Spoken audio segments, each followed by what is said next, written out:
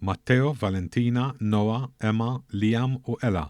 Dawn kienu l-aktar ismijiet popolari ta' trabi reġistrati f'pajjiżna matul l-2024, filwaqt li Gianni u Lucia baw l-aktar ismijiet popolari bl-ittri diatriċi Maltin. Dan ħareġ mill-statistika uffiċjali għas-sena li għaddiet mill-Aġenzija Identità. L-istess ċifri wrew li matul l-2024 ġie reġistrati twelid ta' 4,107 trabi li minnhom kien hemm ftit aktar subien mill-bniet. Dan fil-waqt li fl-2024 ġew reġistrati wkoll inqas imwiet. B'kollox fil-fatt ġew reġistrati total ta' 3,764 mewt li minnhom 1,951 kienu rġiel u 1,813 kienu nisa.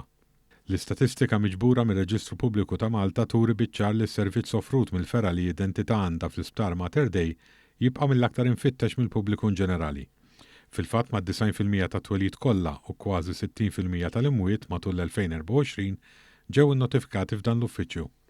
L-2024 rat ukoll kważi 2,000 koppja li naqdu fi żwieġ waqt li ġew reġistrati żewġ unjonijiet ċivili u 51 koabitazzjoni.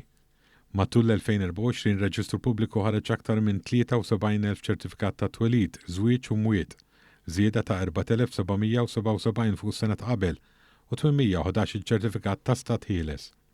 Waqt li nnota l-ħidma ta' Reġistru Pubbliku u l-Kap Eżekuttiv tal-Aġenzija Identità Steve Agius fakkar fil-funzjoni essenzjali li dan jaqdi, fejn primarjament jirrikonoxxi u juffiċjalizza kwalunkwe stat ċivili taċ-ċittadini Maltin mill-bidu sa tmiem tal-ħajja tagħhom. Tenna l-impenn tal-Aġenzija li tibqa' toffri servizz ta' kwalità kemm permezz ta' Reġistru Pubbliku kif ukoll permezz tat-taqsimiet kollha fiħdana.